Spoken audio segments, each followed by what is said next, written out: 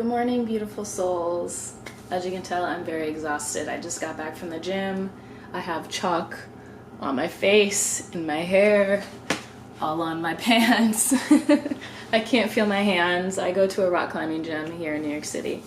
But this is going to be quick. Today's revelation and learning lesson, or rather from the last week, would be regarding gratitude as well as forgiveness. Let's start with gratitude. Gratitude to me has two different faces in this circumstance. I feel immense gratitude because I had a really beautiful week. I was flown down to DC, or trained down to DC to host the Acoma Project's annual or inaugural sneaker gala. And it was a beautiful time. It was very intimate, and it was very eye-opening to see just how much need there is for our youth who come from underprivileged, underserved, or minority backgrounds.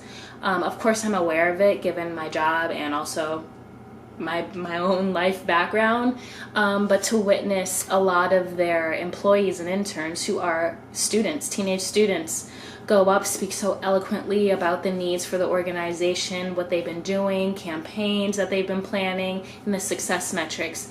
It was really heartwarming to see. Our future is bright with our youth. Also this week, how could I possibly forget, I was in an art gallery. Yes, you heard that right. I was in an art gallery. One of my really good friends here in New York City, Mila, she actually is the photographer who shot my magazine cover.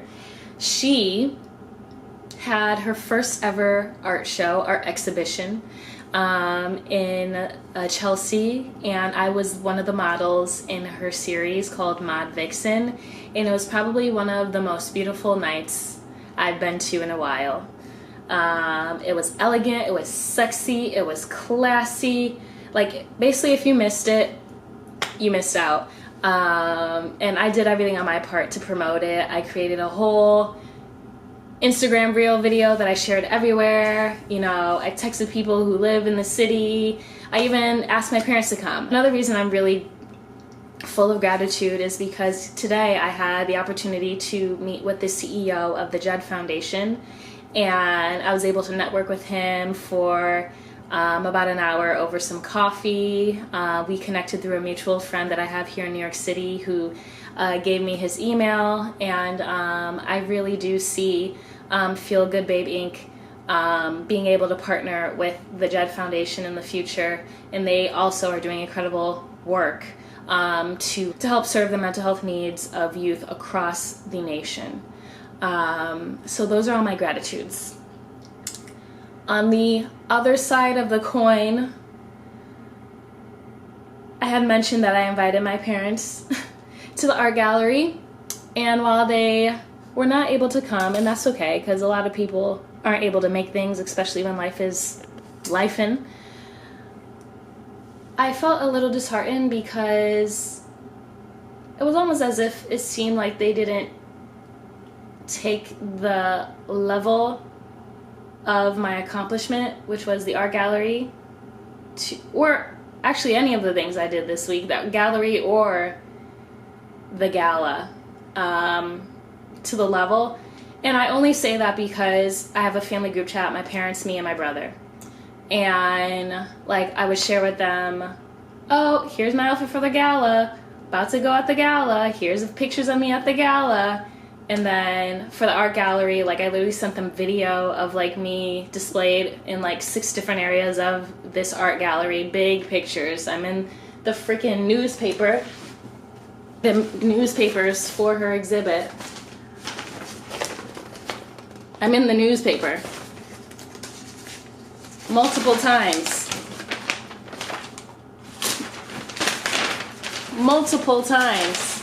So like, this was a big deal. And when I sent, all this information to my parents, they just hearted the text. Just a little heart. Not even a, oh my God, that's so cool, congrats. Or let me check my calendar to see if I'll make it. Mind you, my parents have been to almost everything growing up, so it's not to say that they don't ever show up, but like, yo, I'm in an art gallery. How many people can say that?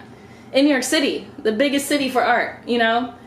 So that's been weighing on my mind, and I'm actually going home this weekend for work and then just to hang out with family, and I'm going to address it because with me, I've realized that when I let things sit on my chest, it eats away at me until it comes out in a bad way, and I just don't want to do that.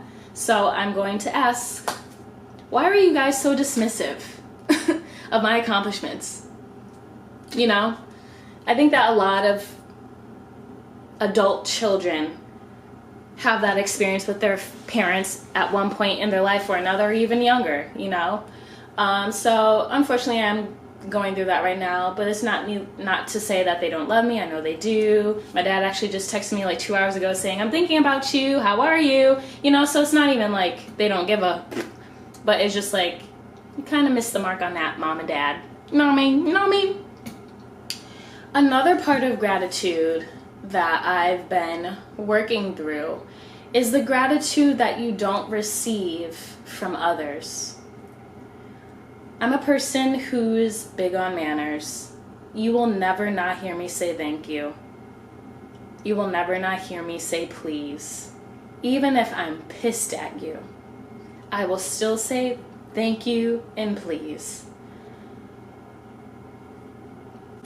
I guess this has to do with a few things, including the coupling of it being, including it being coupled with expectation, which is another thing I'm working through. I've learned in the last year especially to lower my expectations for every single person that I interact with on this planet.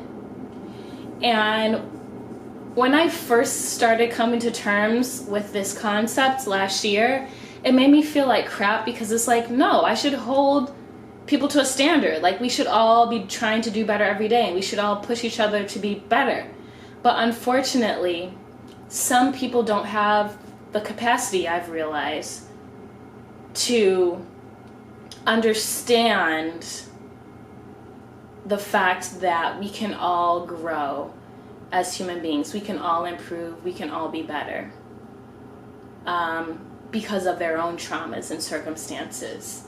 Maybe they've never been raised in a household where manners were important. Maybe they've been abused and hurt so much in their life that it's just not even a concept in their head. I get that, especially with strangers. But what hurts me is that sometimes with the people you love, the people who you tell your secrets to, the people who you confide in, the people who you lean on, sometimes they miss the mark.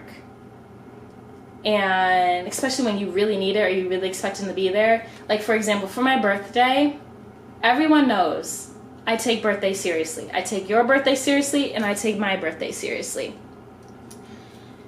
There were some people who did not come to my birthday party this year who know how important it is to me because I don't ever ask anything from people. Usually I'm giving to people. Hey, come to this event with me. Hey, do you want this free product I just gifted? I don't want it. Hey, I just got gifted. I don't want it. Hey, do you want to go to dinner? It's free. The manager messaged me. Like, I'm a very giving person, and if I can't use something for my own, I will always pass it off to someone who I know and care for. It smites a little when people don't hold you to that standard in return. Like, they don't consider you. Like, you would think that, oh yeah, Tanaye always has my back, so let me make sure I invite her. Oh yeah, Tanaye always is, checking in on me, asking me how I am, so let me make sure I check in on her.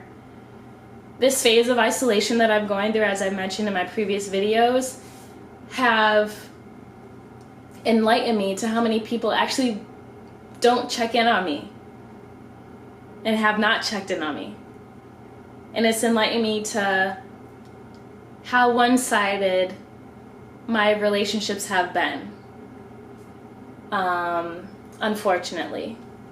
But I know that's just a phase of life. We all go through it. So I'm working through that. But it does hurt, especially when you hold people to such standards.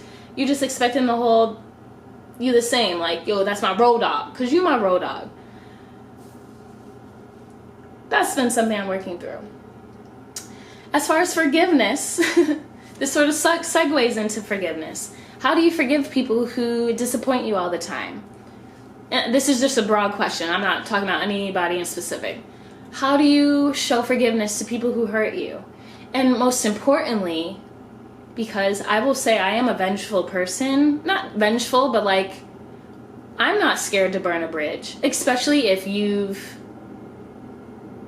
pardon my language, got me fucked up. I have no issues burning bridges. It takes a lot, but I will say I don't have an issue speaking up for myself when I am wronged or when I witness something wrong. But I will also say that all of those things can be mitigated with forgiveness. And it's very hard for me to forgive. It's very hard for me to look past circumstances, especially when I'm fully aware that this person did something really grimy or really dumb and ignorant, and it shouldn't have even been done, and they never addressed it. I'm not going to address it because I'm no longer in my alpha space, as I mentioned before. I am no longer carrying the weight. I am no longer carrying the friendship, carrying the relationship. I should not reach out to ask, hey, you need to apologize to me. That is not my job. My job is to receive, not to demand. So how do you forgive someone when you know they know they're wrong, they messed up, but they just glaze over it as if it never happened and continue carrying along as if everything is okay and y'all are still cool? Meanwhile, you, aka me, still have this feeling in your stomach. And it's like, oh no, not everything's fine and dandy. You want me to pretend it is? Those are also circumstances I'm going through. Especially when people have the audacity to ask for help or support from me when they haven't done that for me. And this comes to the point now where I will literally look at the demand, look at what you texted, look at what you wrote, read it, and I will just ignore. Because you will not like my response. But also, I'm above this. Because if you really were my person, my tribe, you wouldn't have even had to ask. I would have already done it. Would have been done it. So just things like that I'm really trying to work through. And maybe it's because I'm a Taurus. I know some people are into zodiacs. I am a Taurus to a T. I was born May 3rd. And I am all that comes with it. I'm working on my stubbornness when it comes to forgiveness. But I will say in any other area, I'm really not that stubborn. But I am stubborn with respect. I demand respect and I require it in any relationship in my life, whether it be a work relationship, familial, friendship, partner, pet, all of that. So, yeah, those are some of the things I've been going through. And then there was this Instagram video. How sometimes we ask people to show up in a way that they're not capable of showing up. And then we get mad at them that they couldn't show up the way we wanted them to show up. And she was like, if you know this person can't show up for you like that, why do you keep putting them in a position to fail you? Right. It's like you're actually sabotaging them. Don't do that. Don't put them in a position that they can't meet for you. It kept popping up on my friends' Instagram stories. And it talked about expectations and about showing up. And I've always been the person to show up for others, to be there for others, to expend myself so much, even when I have a full plate, to go ahead and pour into your plate or pour into your cup. And I have to stop doing that because it's depleting me. I'm not getting anything back but a drained soul. And I have to be selfish and I have to finally put myself first. In some of the ways that I'm putting myself, it's it's very difficult for me to even put it into words. For example, I've talked about, I believe, monitoring spirits. If I haven't talked about it in this series, I've definitely talked about it on my threads and on my Twitter and on my Instagram, stuff like that. There are people who love to watch me. They love to watch to see what I'm doing. Oh, where's she at now? There are people who I will upload an Instagram story and at least 10 people will have seen it in the first 2 minutes. But those same people never leave a comment, never leave a like, never wish me well, never say congratulations, none of that. There's a lot of monitoring spirits in my life that I am cleaning out. I'm cleaning house. And they are family, they are friends, they are colleagues. I'm cleaning house. And let's say I unfollow a person and they may ask me, the audacity to ask me, hey, why'd you unfollow me? Bro, you're a monitoring spirit. You can't comment on anything, but you can ask me why I unfollowed you? Huh? Make it make sense. But like in those situations, it's like I wouldn't even be able to explain it verbally without telling them you're a monitoring spirit. But you can't say that. That's rude. I'm not a rude person now, okay? I may be walking into my selfish era, but I'm not a rude person. But things like that. My spirit is telling me who is for me and who is not for me. And sometimes it will make sense, and sometimes I can explain it, and other times it'll just be a feeling, and I just have to let you go. I wish you all the best. No hate, no shame, no shade, but you have to go. I can't support that. I can't entertain that, and I can't fake like it's something that it's not. So those are all things I've been working through. And I've been working through them for many, many years, if I'm going to be very honest. But I just feel like this city has just purged, not even purged, it's like brought all of these discomforts to the surface for me. It's like foam just floating at the top, and I just have to swat at it till the foam goes away. Yeah. I sit here as I look at my dinner sheet from the Coma project. That's me. I made that photo. I shot that photo myself. I'm trying to get into photography, y'all. That's a great photo. I photoshopped those bangs on. But, yeah. I will say that right now I'm in a place where my third eye is definitely open still. I'm still feeling a lot. I feel very sensitive to things around me. And so I'm still protecting my space. And I can't wait for my third eye to close at some point, because I would just love to like not be so sensitive to everything mentally, physically, and spiritually.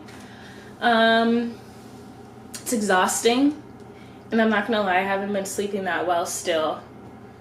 Even with melatonin, it doesn't really help me sleep, so probably gonna honestly have to go to the doctor about that. But matter of fact, I'm overdue for a few doctor's appointments.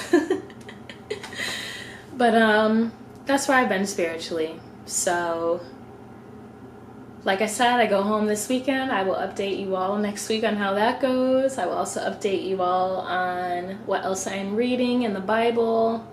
Summer in the Psalms is still underway. So is Elevation Church, which I think I'm starting to do both now. Like I'll attend church on Sunday, and then I'll watch or listen to Elevation Church on Monday, or today actually listen to it. I'm really like diving in deep here. And then just one more thing I want to do is start implementing meditation into my routine more. I have started slowly to get into the habit of praying. Like I will literally just sit here on the rug, face the window like this on my knees, and I'll close my eyes and I'll pray. You know, I'll pray. I've been doing that for 5 minutes a few times, and I really like that. But I need to start meditating too for my anxiety, and I think it may also help with my sleeplessness and restlessness. If you have tips on any meditation tricks, let me know, because my mind races all the time, and it's very, very hard to meditate. That's all I have. So I hope you all have a great week, and I will see you next week.